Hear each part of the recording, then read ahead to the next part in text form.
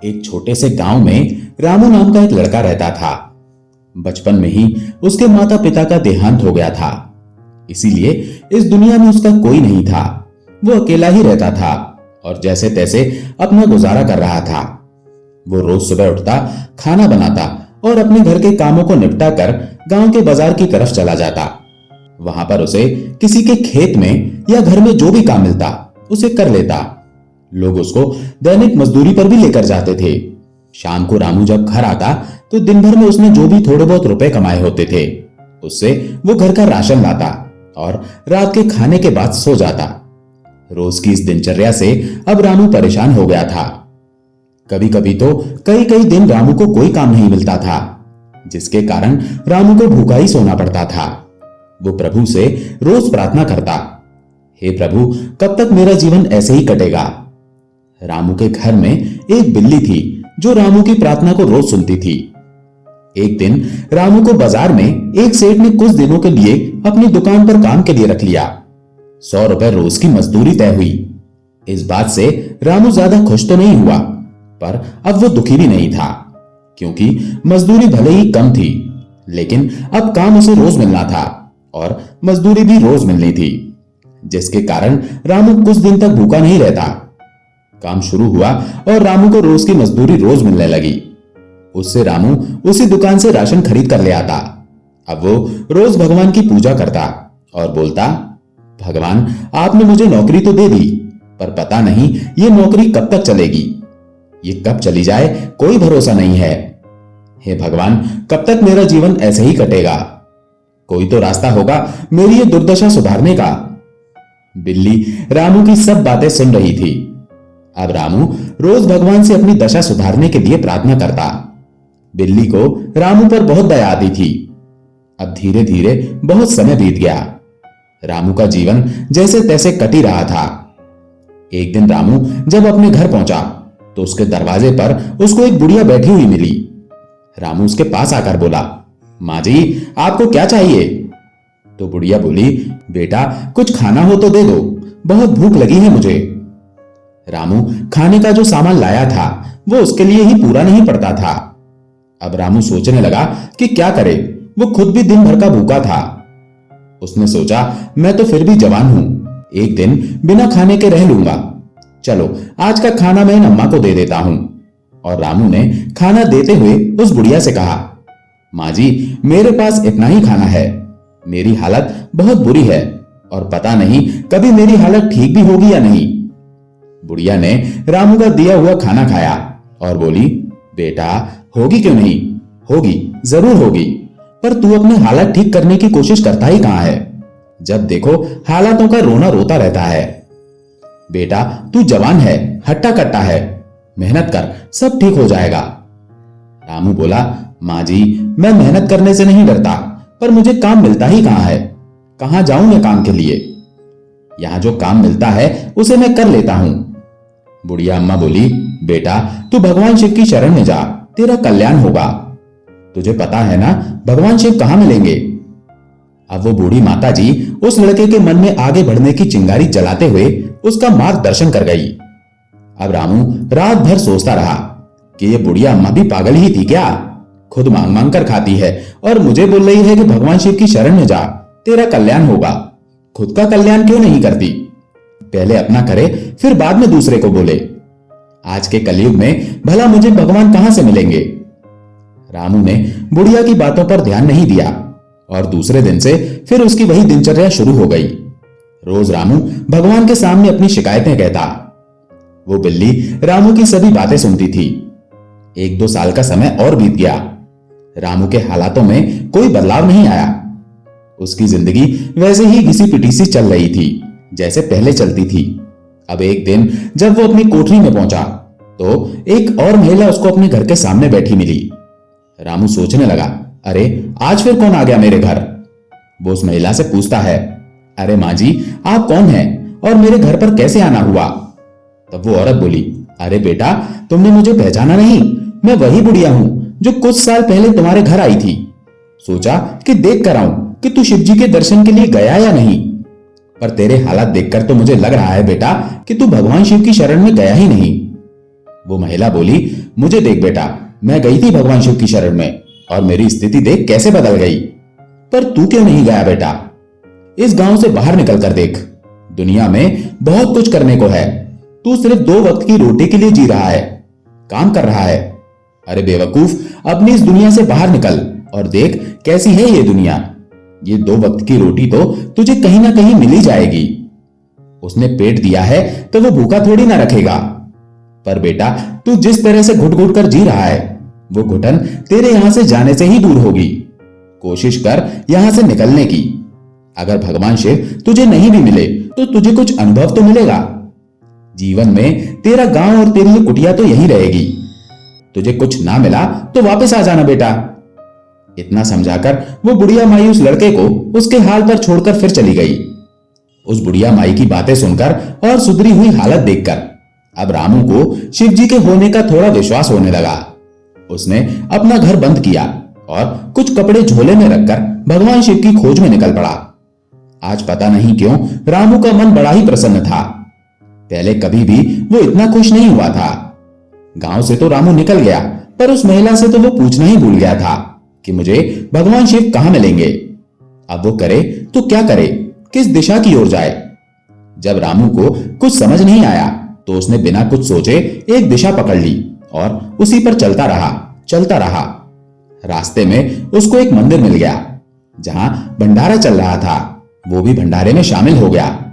भंडारा खत्म होने के बाद जब सब लोग वहां से चले गए तो वो वहीं मंदिर में बैठा रहा। तभी एक साधु ने उससे रुकने का कारण पूछा तो रामू बोला, पुजारी जी, मुझे भगवान शिव की खोज में जाना है, पर मुझे दिशा नहीं मिल रही कि मैं किधर जाऊं। कहां मिलेंगे मुझे भगवान शिव? रामू, जिसके जीवन का कोई उद्देश्य नहीं था, अब वो एक ऐसे उद्देश्य को लेकर एक ऐसी अनजानी राह पर चल पड़ा जिसके अंत और शुरुआत का उसको खुद भी पता नहीं था। वो मंदिर में साधु बाबा से पूछने लगा, मैं भगवान शिव की खोज में निकला हूं, लेकिन मुझे पता नहीं है कि मुझे भगवान शिव कहां मिलेंगे, किस दिशा में मिलेंगे। गुरुजी, क्या आप मेरा मार्गदर्शन कर सकते हैं ताकि मैं अपनी मंजिल तक पहुंच जाऊं? साधु महात्मा, जो कि खुद शिव जी की तलाश में भटक रहे थे, वे रामू को बोले, बेटा, कब से खोज रहे हो भगवान शिव को? तो रामू बोला, बस गुरुजी, कल से ही। अब वो साधु बाबा थोड़ा मुस्कुराए और बोले, इतनी जल्दी थक गए हो बेटा? मैंने तो अपना पूरा जीवन शिव की तलाश में लगा दिया, पर मुझे तो अभी तक भगवान शिव नहीं मिले। साधु की बात सुनकर रामू थोड़ा घबरा गया और बोला, ये क्या कह रहे हैं गुरुजी? तो क्या मुझे भी भगवान शिव नहीं मिलेंगे? साधु बोले, अरे नहीं बेटा, प्रयास करो, प्रयास करने से सब कुछ मिल जाता है। रामू बोला, गुरुजी, तो क्या आपने प्रयास नहीं किया? गुरुजी के पास अब रामू की बात का कोई जवाब नहीं था, पर वो रामू का मनोबल भी नहीं तोड़ना चाहते थे। साधु बाबा बोले, बेटा, प्रयास तो हमने भी बहुत किया, लेकिन भगवान शिव को हमारे प्रयासों में कोई कमी लगी होगी। दूसरा, हमको उचित मार्गदर्शन के लिए कोई गुरु भी नहीं मिला, तभी तो अभी तक हमको भगवान शिव के दर्शन नहीं हुए। लेकिन तुमको मैं मार्गदर्शन देता हूं, तुमको भगवान शिव अवश्य मिलेंगे। जब तक तुमको भगवान शिव नहीं मिल जाते, तुम अपना प्रयास जारी रखना। शिव जी के पास जाने का निर्णय तुमने सही चुना है। जो भी भोले की शरण में गया हो, वो कभी निराश या खाली हाथ नहीं लौटता बेटा। साधु की बातें सुनकर रामू बहुत खुश हो गया। वो सोच रहा था कि शिव जी से मिलकर ये मांगूंगा, वो मांगूंगा और अपनी सारी इच्छाओं को भगवान शिव से कहकर पूरा करवाकर ही मैं लौटूंगा। साधु बाबा उसको बताने लगे, बेटा, तुझे कैलाश पर्वत पर भगवान शिव मिलेंगे। बहुत सारे पहाड़ों को पार करके ही तेरी नैया पार लगेगी। अब रामू बोला, गुरुजी, मुझे तो पता ही नहीं था कि भगवान शिव कहां मिल सकते हैं। आपने मेरा मार्गदर्शन करके मेरा रास्ता आसान कर दिया। आप मेरे दूसरे गुरु हैं, क्योंकि आपने मुझे शिव जी के पास जाने का रास्ता बताकर शिव जी और मेरे बीच की दूरी थोड़ी कम कर दी है। इसलिए एक शिष्य होने के नाते मैं आपको गुरु दक्षिणा में अभी तो कुछ नहीं दे पाऊंगा, परंतु जब मैं वापस आऊंगा तो शिव जी से आपके लिए क्या मांग कर लाऊं। साधु बाबा रामू की बातें सुनकर बहुत ज्यादा भावुक हो गए और बोले, बेटा, तेरा पहला गुरु कौन है? तब रामू बोला, गुरुजी, मेरी पहली गुरु एक बूढ़ी मां थी, जिसने मुझे शिव जी के पास जाने के लिए उकसाया, वरना मेरा जीवन तो रोज की दाल रोटी की जुगाड़ में ही बीत रहा था। साधु बाबा बोले, बेटा तुम बहुत सच्चे मनुष्य लगते हो। अगर तुम शिवजी के निवास वाली पहाड़ी के आसपास भी पहुंच गए तो वही मेरी गुरु दक्षिणा होगी बेटा। अब रामू ने गुरुजी को प्रणाम किया और वहां से निकल पड़ा भगवान शिव की खोज में। पैसे तो रामू के पास एक भी नहीं थे, वो पैदल ही चल रहा था। चलते चलते रामू के पैरों में छाले पड़ गए थे। कभी खाने को मिल जाता तो कभी कभी 2-2 दिन तक भूखे भी रहना पड़ता था। सोने के लिए किसी सड़क पर या जंगलों में कहीं कोने में जगह मिल जाती, वहीं सो जाता। रामू सोचता, अभी तो शहर ही खत्म नहीं हुए। गुरुजी ने तो बोला था पहाड़ों में शिवजी रहते हैं, कब पहुंच पाऊंगा मैं पहाड़ों में। कई बार जब वो बहुत थक जाता तो उसका मन होता कि अब यहां से आगे नहीं जाया जाए। उसकी हिम्मत जवाब देने लगती, पर उसको याद आ जाता कि गुरुजी को दक्षिणा देनी है और दक्षिणा का कर्ज उसके ऊपर है। अगर वो शिवजी तक नहीं पहुंचा तो गुरुजी की दक्षिणा हर जन्म में उस पर कर्ज रहेगी और फिर हर जन्म में शिवजी की खोज में निकलना पड़ेगा।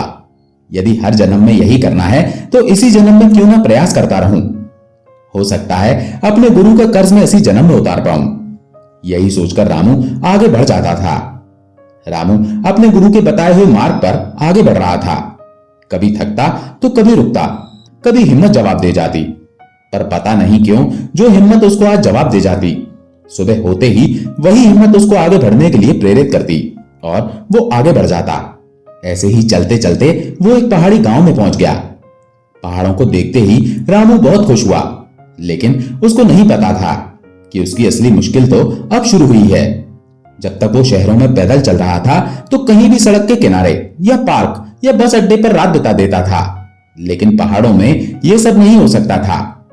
अगर रात सड़क पर बिताने की भी सोचेगा तो सुबह तक कोई ना कोई जंगली जानवर उसे मारकर खा जाएगा। ये सब उसने सोचा नहीं था। वो तो बस अभी पहाड़ों में पहुंचने का आनंद ले रहा था। चलते चलते रामू को रात हो गई। सुबह से रास्ते में ऐसा कोई मंदिर भी नहीं आया जहां ढंग से भोजन की व्यवस्था हो, लेकिन करता भी क्या। चलते हुए रामू को एक घर दिखाई दिया, क्योंकि उसे भूख जोरों से लगी हुई थी। अब खाना मांगने के अलावा रामू के पास कोई चारा नहीं था। एक कदम भी आगे रामू के पैर नहीं पड़ रहे थे। वो उस घर के दरवाजे पर पहुंचा।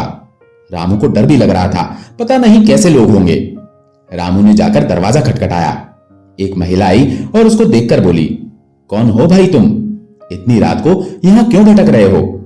तब रामू बोला, माँ जी मैं एक मुसाफिर हूं, मैं बहुत थक गया हूं, खाने को कुछ मिल सकता है क्या?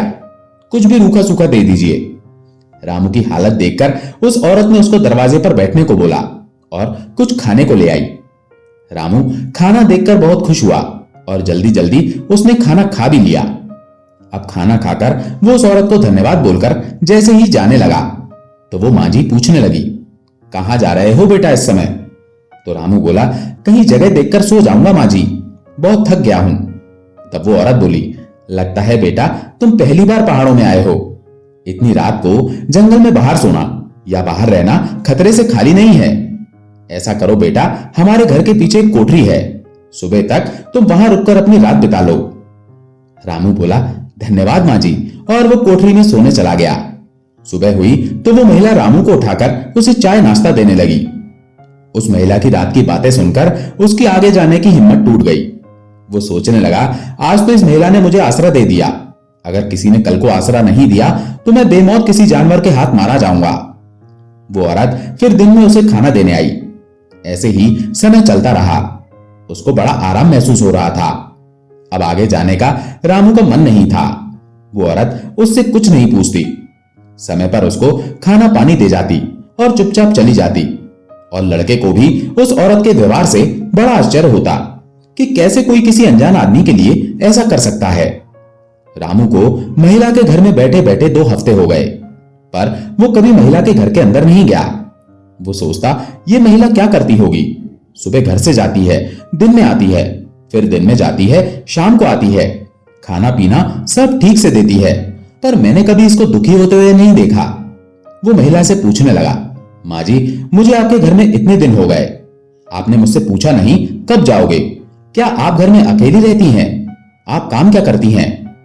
तब वो औरत बोली, बेटा इसमें मेरा भी स्वार्थ छिपा है। यहां से एक रास्ता शिव की नगरी के लिए भी जाता है। बहुत से मुसाफिर यहां से गुजरते हैं। कुछ शिव यात्रा के लिए जाते हैं तो कुछ और कामों से जाते हैं। सबको तो नहीं, पर कभी कभी किसी किसी को मदद की जरूरत पड़ जाती है। तो मेरी कोशिश यही रहती है कि कोई भी मुझसे मदद मांगे तो जितना मुझसे हो सके मुझे मदद करनी चाहिए। हो सकता है मेरे इस प्रयास से कोई भगवान शिव के पास पहुंच जाए और मेरे इस छोटे से योगदान का फल मेरी अपाहिज जवान बेटी को भी मिल जाए, जो ना तो बोल सकती है और ना ही चल सकती है। जहां तक मेरे काम की बात है तो बेटा, मैं सुबह जंगल जाकर लकड़ी लाती हूँ। उन लकड़ियों को बाजार में बेचकर जो पैसे मिलते हैं उनसे अपना घर चलाती हूँ। शाम के समय मैं गौशाला में जाती हूँ और वहां गायों की सेवा करती हूँ और शाम को घर आते समय रोज मंदिर जाकर भगवान शिव से प्रार्थना करती हूँ कि हे शिव भगवान, मुझे तो आपके पास आकर अपनी समस्या बताने का समय नहीं है, पर प्रभु आप तो सर्वव्यापी हैं। कभी ना कभी तो मेरी पुकार आप तक जरूर जाएगी। पता नहीं बेटा, भगवान शिव मेरी पुकार कब सुनेंगे। राजू मन में बोला, माता जी, भगवान शिव ने आपकी पुकार सुन ली है। ये कहकर वो अपनी कोठरी में चला गया। रामू सोचता है, हर कोई अपने अपने तरीके से शिव को पाना चाहता है। इसके लिए सब कोशिश भी कर रहे हैं और इस महिला को ही देख लो, कितना कठिन तप कर रही है, वो भी खुशी खुशी। और एक मैं हूं, ना कोई जिम्मेदारी है और ना ही कोई परेशानी, और यहां इस महिला के ऊपर भी बोझ बनकर बैठा हूं। कैसा आदमी हूं मैं। नहीं, मुझे कल सुबह ही अपनी आगे की यात्रा पर निकलना है। रामू मन में निश्चय करने लगा। मैं तो अपना मार्ग भटक गया था, लेकिन धन्य है ये औरत जिसने मुझे अपने भटके हुए मार्ग पर जाने से बचा लिया, मुझे भ्रमित होने से बचा लिया। रामू सुबह जल्दी उठा और उस महिला के पास जाकर बोला, माँ जी, लगता है भगवान शिव ने आपकी पुकार सुन ली है। जो शिव यात्रा मैंने कष्टों के कारण बंद कर दी थी, वो यात्रा मैं अभी इसी वक्त से शुरू करने वाला हूं। माँ जी, आपने मेरी आंखें खोल दी। मैं निकला तो शिव जी की खोज में था, पर आगे के कष्टों के बारे में सोचकर मैंने अपनी यात्रा रोक दी थी। पर जब आपके कष्ट देखे तो उनके सामने अपने कष्ट कुछ नहीं लग रहे। माँ जी, मैं शिव जी की खोज में जा रहा हूं। तब वो महिला बोली, जाओ बेटा, भगवान शिव तुम्हारी यात्रा को सफल करें। रामू को अपनी मंजिल तक पहुंचने के लिए फिर एक मकसद मिल गया था। रामू जब उस औरत से विदा लेकर आगे की यात्रा के लिए निकलने लगा तो उसने उस औरत से कहा, माँ जी, क्या एक बार मैं आपकी बेटी से मिल सकता हूं? तो वो औरत बोली, मिल लो बेटा, पर उससे मिलने का कोई फायदा नहीं। वो ना तो बोल पाती है और ना ही सुन पाती है, और बेटा वो किसी को पहचानती भी नहीं है। 10 साल पहले मेरी बेटी को एक ऐसी बीमारी ने पकड़ा कि डॉक्टरों ने कहा कि यह बीमारी लाइलाज है, ऊपर वाले के सिवा कोई कुछ नहीं कर सकता। तब से बेटा मैं ऊपर वाले से दुआ कर रही हूं। रामू उस महिला के पांव छूकर जाने लगा तो वो औरत बोली, अरे पगले, ऐसे कहां जा रहा है? आगे तुझे बहुत खतरनाक पहाड़ और बर्फ मिलने वाली है। उस औरत ने रामू को एक कंबल, दस्ताने, शॉल, टोपी और रास्ते के लिए टॉर्च दे दी और साथ में खाना भी बांध दिया, और साथ ही एक थैली में उसको भुने चने और गुड़ देते हुए बोली, बेटा ये गुड़ चना बचा कर रखना और उन जगहों पर ही इस्तेमाल करना जहां तुझे खाने को कुछ न मिले। अब रामू आगे के सफर के लिए निकल पड़ा। चलते चलते, रुकते रुकते उसको 5 दिन और बीत गए। अभी रास्ते में गांव पड़ रहे थे तो खाना भी रामू को मिल ही जाता था। इस कारण गुड़ चना अभी सुरक्षित रखा था। धीरे धीरे रामू को बर्फ वाले पहाड़ दूर से नजर आने लगे। रामू को लगने लगा अब उसकी मंजिल दूर नहीं है, लेकिन उसे क्या पता था कि उसकी असली परीक्षा तो अब होने वाली है। गांव खत्म होते जा रहे थे। आज पहला दिन था जब उसने खाली और सुनसान पहाड़ों में पैदल और अकेले यात्रा की हो। आसपास कोई दिख नहीं रहा था। अगर इन जगहों पर किसी को कुछ हो जाए तो लाश को चील कौवे ही खाएंगे। मन में विचार आते ही रामू डर रहा था, लेकिन फिर उस मां का चेहरा रामू की आंखों के सामने आ जाता, जिसकी बेटी एक जिंदा लाश का जीवन जी रही थी। एक साधु को उसने गुरु दक्षिणा देने का वादा किया था और उस महिला को वो भूला नहीं था जिसने उसको इस यात्रा के लिए मजबूर किया था और कहा था, बेटा प्रयास तो कर यहां से निकलने का, कुछ ना मिला तो ना सही, कम से कम अनुभव तो मिलेगा। यही सोचकर रामू के अंदर फिर से जोश आ गया और वो सोचने लगा, मैं कितनों की उम्मीद अपने साथ लेकर चल रहा हूं, कितनों की उम्मीद मुझसे बंधी हुई है। अगर मैं हार गया तो मेरा पहाड़ियों पर आगे बढ़ना मुश्किल हो जाएगा, इसीलिए मुझे हारना नहीं है। यही सोचकर रामू उस वीरान पहाड़ियों पर आगे बढ़ने लगा, क्योंकि साथ तो उसके कोई था नहीं। रात होने को थी और यही सोच रहा था कि खुले आसमान में वो रात कहां बिताए। चलते चलते रात होने लगी। दिन का उजाला धीरे धीरे रात में बदलने लगा। जब रामू को आगे का रास्ता नजर नहीं आया तो वो रुककर चारों ओर देखने लगा। अचानक उसकी नजर एक हल्की सी रोशनी पर पड़ी जो देखने में काफी दूर लग रही थी। रामू पहले तो चौंका कि अभी तक तो कुछ नजर नहीं आ रहा था, फिर अचानक ये रोशनी कहां से आ गई। खैर जो भी था, कहते हैं ना कि डूबते को तिनके का सहारा। और रामू रोशनी की तरफ बढ़ने लगा। अब रामू धीरे धीरे रोशनी की तरफ जा रहा था। रामू के मन में डर भी था और उत्सुकता भी। डर इसलिए कि अभी तक तो उसे इधर उधर कुछ भी दिखाई नहीं दिया, फिर ये अचानक रोशनी कहां से प्रकट हो गई। और उत्सुकता का कारण यह था कि चलो जो भी है, रात भर ठंड से मरने से अच्छा है कोई साथ देने वाला तो मिला। रात बढ़ती जा रही थी और साथ ही साथ ठंड भी बढ़ती जा रही थी। जो कंबल रामू साथ में लाया था वो इस कड़ाके की ठंड को रोकने के लिए काफी नहीं था। रामू के कदम अब उस रोशनी की तरफ बढ़ते जा रहे थे, पर उसे ऐसा लग रहा था कि रोशनी दूर होती जा रही है। काफी दूर तक चलने के बाद रोशनी दिखाई देनी बंद हो गई और रामू के पैरों ने भी जवाब दे दिया। अंधेरा बहुत ज्यादा होने के कारण रामू को रास्ता नहीं सूझ रहा था, तो रामू वहीं एक पत्थर की आड़ लेकर बैठ गया। रामू को लगा जिस रोशनी को देखकर वो आगे बढ़ रहा था वो उसका भ्रम था। वो पत्थर की आड़ में दुबका ही था कि रोशनी उसको फिर से करीब दिखाई देने लगी। अब रामू सोचने लगा, हे प्रभु, ये सब क्या माया है।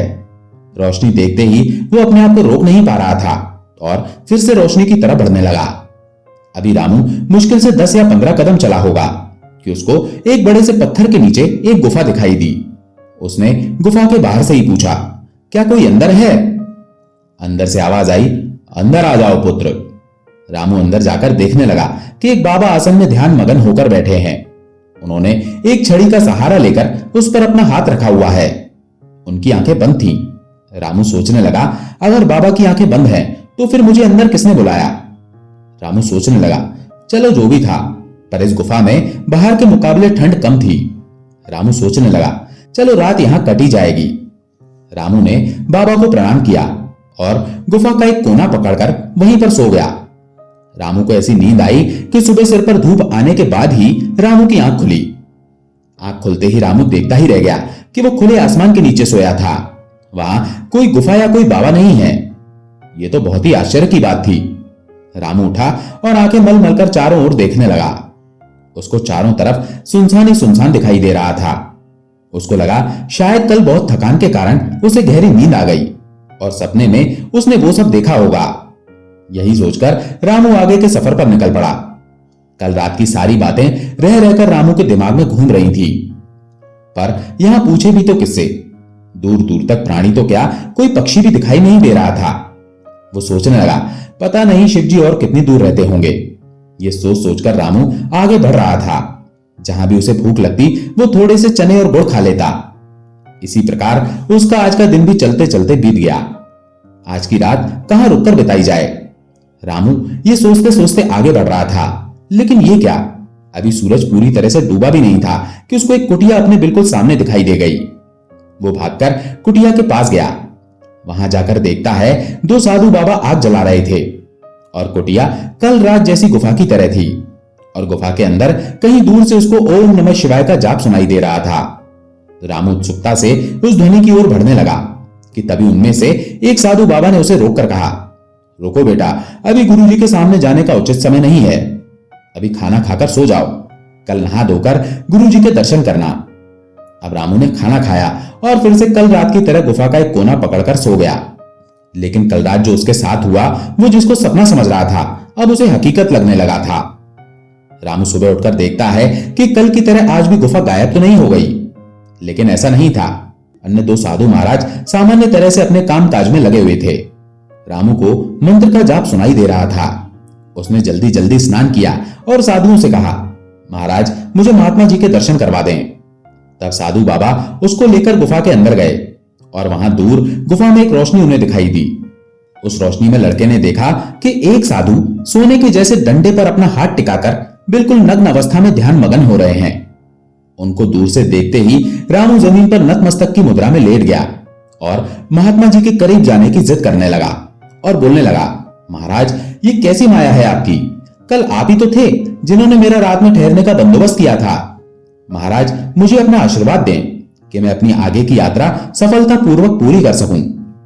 महात्मा जी की तरफ से बहुत देर तक कोई जवाब नहीं मिलने पर वो साधु बाबा रामू को गुफा से बाहर ले गए और रामू को महात्मा की हकीकत बताई कि दरअसल जिन महात्मा से वो अंदर गुफा में मिलकर आ रहा है, उन्होंने वर्षों पहले शिवधाम की यात्रा के दौरान इस जगह पर अपनी देह त्याग दी थी। महात्मा जी इससे आगे की अपनी यात्रा को संपन्न नहीं कर पाए थे। तब से महात्मा जी शिवधाम की यात्रा पर निकले हर यात्री की उस स्थान से यहां तक लाने में मदद करते हैं जहां तुम कल रात को फंस गए थे, क्योंकि उस स्थान तक भी बहुत कम यात्री आ पाते हैं।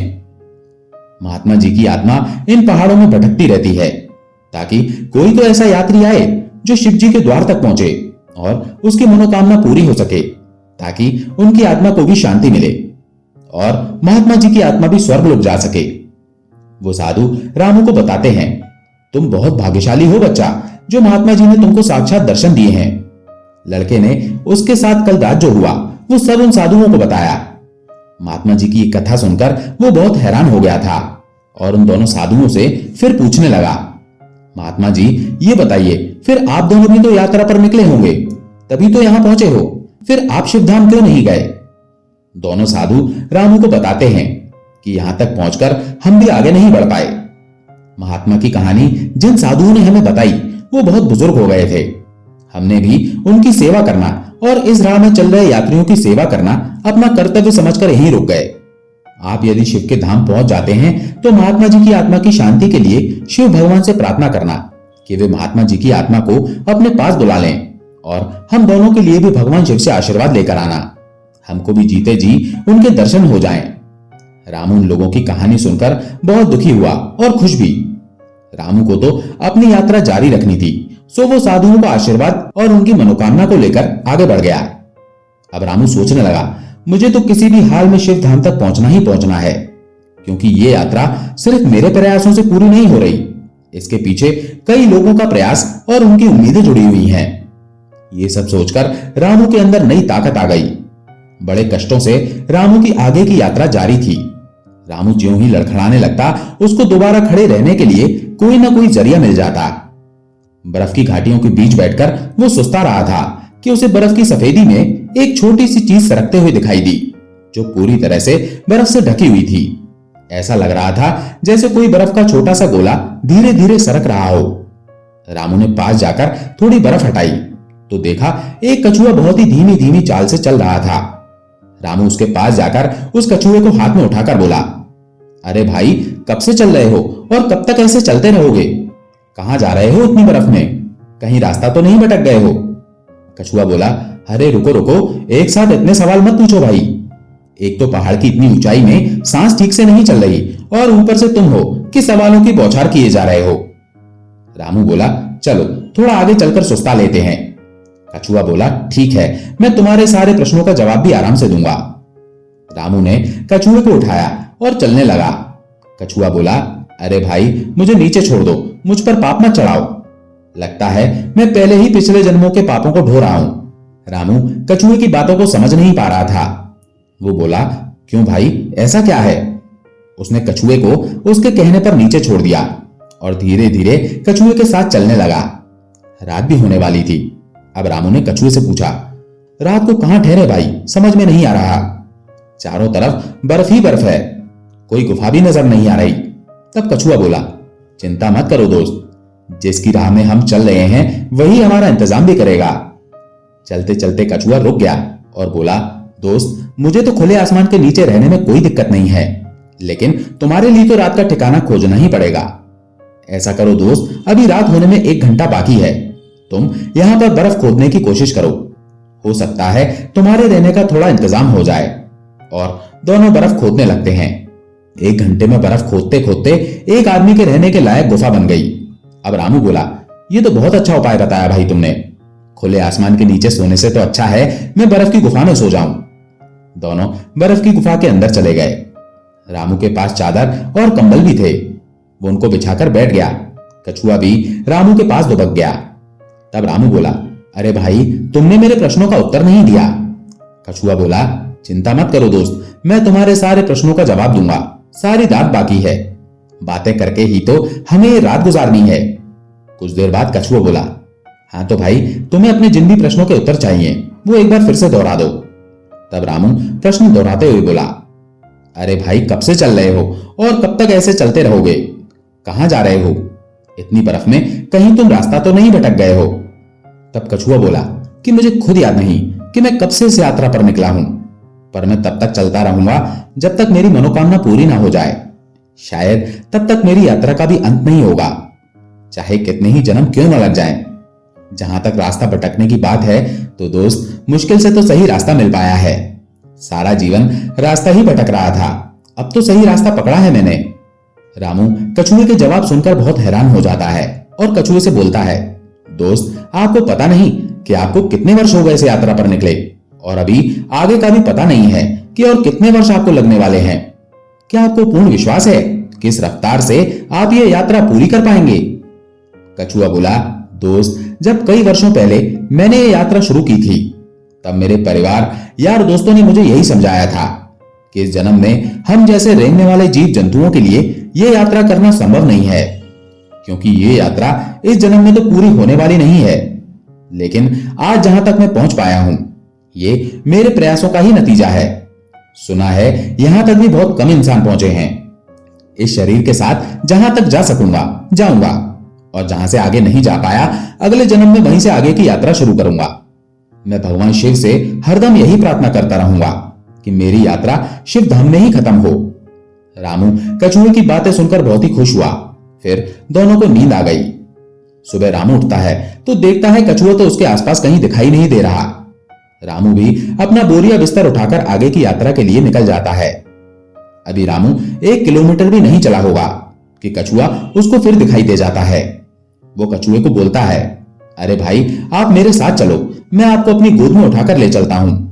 हम दोनों का साथ में सफर अच्छा रहेगा और हम दोनों सफल भी हो जाएंगे। कछुआ बोला, नहीं दोस्त, अपनी अपनी यात्रा खुद ही पूरी करनी पड़ती है।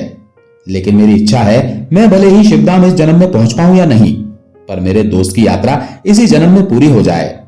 अगर तुम भगवान शिव के पास पहुंच गए तो दोस्त मेरी मनोकामना की पूर्ति की प्रार्थना उनसे जरूर करना। अब तुम जाओ, तुम्हारा और मेरा साथ यहीं तक का था। रामू कछुए को प्रणाम करके भारी मन से आगे निकल जाता है। वो यही सोचता हुआ आगे निकल जाता है कि आज तक ना जाने में कौन सा जीवन जी रहा था। मुझे 2 वक्त की रोटी के अलावा कुछ सूझता ही नहीं था। और इस प्राणी को देखो, भगवान की भक्ति में इसको कितनी लगन है। पता भी नहीं कि इस जन्म में इसकी भगवान से मुलाकात होगी भी या नहीं, फिर भी ये बिना किसी फल की चिंता किए हुए अपने कार्य में प्रयास कर रहा है। और एक हम मनुष्य हैं, जिस काम में हमको फायदा नहीं दिखता वो काम हम करते ही नहीं हैं। रामू अब उस बूढ़ी अम्मा को याद करने लगा जिसने उसको ये मकसद दिया था, वरना उसको तो अपना जीवन 2 वक्त की रोटी कमाने में और खाने में ही बिता देना था और बाद में मर जाना था। खैर सुबह से चलते चलते जहां पर रामू को शाम हो जाती, वहां अंधेरा होने से पहले ही वो अपने लिए बर्फ की गुफा बना लेता। पहले उसको इस बर्फ में रात के समय खुले आसमान में रात गुजारने की जो चिंता होती थी, वो चिंता एक छोटे से कछुए के कारण दूर हो गई थी। अब रामू को अपनी यात्रा में कोई रुकावट नहीं लग रही थी। ऐसे ही 10-15 दिन और चलते चलते बीत गए। एक दिन उसको दूर से ही एक पताका दिखाई देने लगी। रामू को लगने लगा कि उसकी यात्रा जल्दी ही पूरी होने वाली है। वो उस पताका के नजदीक ज्यों-ज्यों पहुंचता, उसको ऐसा लगता कि वो उड़ रहा है और उड़ते उड़ते ही उस विशालकाय पर्वत के सामने पहुंच गया है। 7-8 माह के अपने जुझारू संघर्ष के बाद वो वहां पहुंच पाया था, लेकिन यहां पहुंचने पर उसको लग रहा था जैसे उसने कल ही यात्रा शुरू की हो। वहां पहुंचने पर उसको भगवान शिव तो कहीं नजर नहीं आ रहे थे, पर एक विशालकाय शिवलिंग दिखाई दिया जिस पर लग रहा था कि अभी अभी किसी ने बेलपत्र और दूध से स्नान करवाया हो। रामू जोर जोर से चिल्लाने लगा, भगवान शिव आप कहां हैं? मैं पिछले 7-8 महीनों से आपके दर्शन के लिए पैदल चलकर आया हूं और आपके बहुत से भक्तों की अर्जी लाया हूं। आप अगर मुझे यहां आकर दर्शन नहीं देते हो तो मैं फिर उन बेचारे भक्तों को क्या जवाब दूंगा?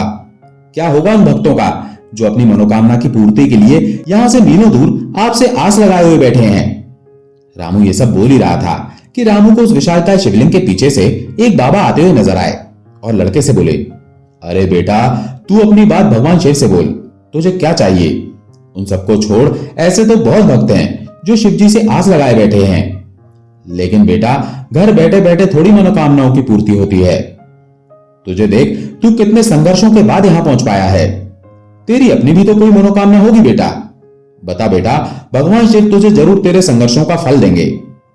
रामू बाबा को देखकर बड़ा अचंभित हो गया और सोचने लगा, मैं जब से आया हूं मैंने यहां चारों तरफ घूम लिया, पर यहां मुझे कोई दिखाई नहीं दिया।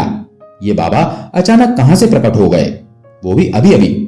वो बोला, हे बाबा, आप कौन हैं और अभी अभी कहां से प्रकट हो गए? आप क्या यहां अकेले रहते हैं? तब बाबा बोले, अरे बच्चा, जिसके साथ ही भगवान हो उसको किसी की जरूरत नहीं होती। मैं तो यही था, तू मुझे नहीं देख पाया, पर मैंने तुझे देख लिया था। अच्छा बता, तू भगवान से क्या चाहता है जिसके लिए तू इतनी छोटी उम्र में यहां तक पहुंच पाया? बेटा, बहुत कम लोग यहां आकर अपनी मनोकामना पूरी कर पाते हैं।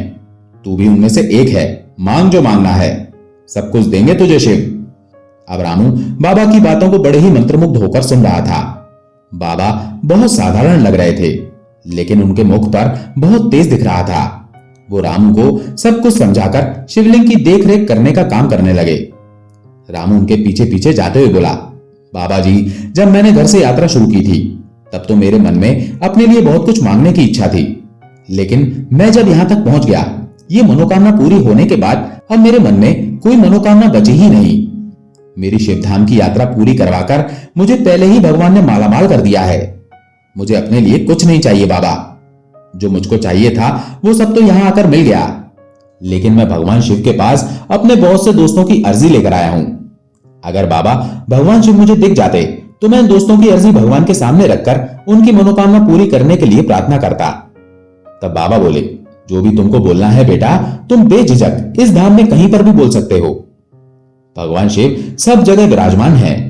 तुम जो भी बोलोगे उन तक पहुंच जाएगा। यदि चाहो तो मेरे सामने भी बता सकते हो। रामू बोला, बाबा, सबसे पहले तो उस बुढ़िया का उद्धार कर दें जिसने मुझे आपके धाम आने के लिए प्रेरित किया, वरना मैंने तो अपना जीवन 2 वक्त की रोटी कमाने में बिताकर व्यर्थ कर देना था।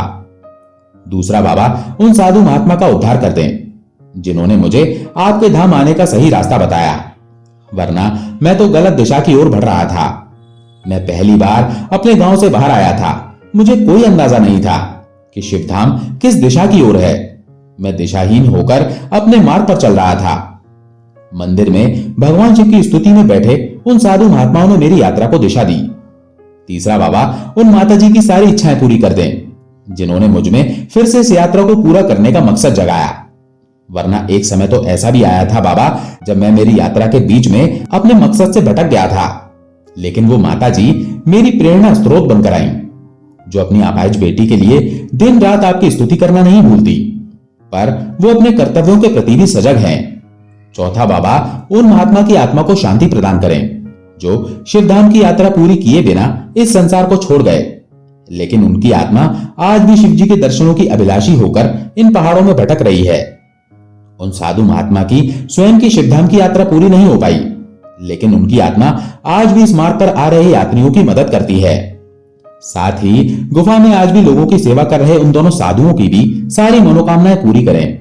और अंत में बाबा, मेरी आपसे विनती है कि रास्ते में मुझे एक कछुआ भी मिला जिसको खुद भी याद नहीं कि उसको इस यात्रा पर निकले कितने वर्ष बीत चुके हैं और वो जीते जी इस धाम में पहुंच पाएगा या नहीं।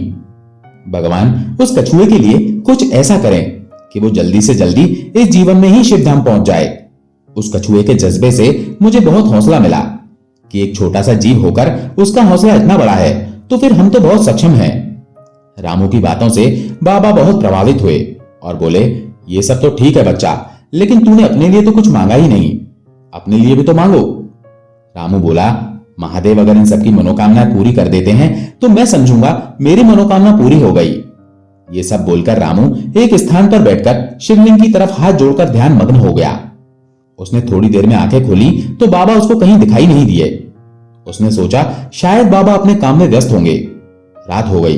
रामू उस विशालकाय पर्वत के अंदर बनी एक गुफा के कोने में बैठ गया और शिवजी के ध्यान में मगन हो गया। इसी ध्यान में उसको कब नींद आ गई पता ही नहीं चला। उसने नींद में देखा वही बाबा जो उसको सुबह मिले थे, वो उसको भगवान शिव के रूप में दिख रहे हैं और उसको बोलते जा रहे हैं, बच्चा, तेरी सारी मनोकामना मैंने पूरी कर दी हैं। तू मन का बहुत सच्चा है। ऐसे मनुष्य आज के युग में ढूंढकर भी नहीं मिलते हैं जो दूसरों के लिए इतना सोचते हैं। वापस जाते समय तुझे रास्ते में वो कछुआ फिर मिलेगा। उसको कहना कि वो अपना कवच उतारकर तुझे दे दे, क्योंकि उसका कवच बहुत भारी है, जिसके कारण वो चल नहीं पा रहा। कवच उतारते ही देखना वो तुरंत यहां पहुंच जाएगा। गुफा में जो बाबा सोने की छड़ी में अपना हाथ टिकाकर समाधि लेकर बैठे हैं, उनके हाथ के नीचे से सोने की छड़ी हटा देना, क्योंकि समाधि लेते समय भी उनका लगाव माया से नहीं हटा। यही माया उनको मेरे पास आने से रोके हुई है। सोने की छड़ी उनसे दूर होते ही देखना उनकी आत्मा को कैसे शिवधाम के दर्शन होते हैं।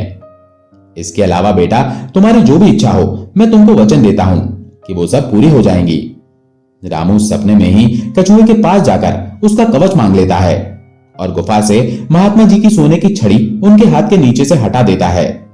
रामू सपने में ये सब काम करने में लगा था। पता नहीं चला कि कब सुबह हो गई। आंख खुली तो क्या देखता है, कछुआ शिवलिंग के चक्कर काट रहा है, लेकिन उसकी पीठ पर उसका कवच नहीं है। वो रामू को देखकर उसको ढेर सारा आशीर्वाद देता है। उसी समय रामू के सामने से वो कछुआ अंतर्ध्यान हो जाता है। थोड़ी देर में रामू देखता है कि उसके सामान के साथ महात्मा जी की सोने की छड़ी और कछुए का कवच भी पड़ा है। वो छड़ी को और कछुए के कवच को वहीं शिवलिंग के चरणों में छोड़ देता है और कल वाले बाबा को बहुत खोजता है, पर वो दोबारा उसे नहीं मिलते। रामू समझ जाता है कि ये सब भगवान शिव की लीला है।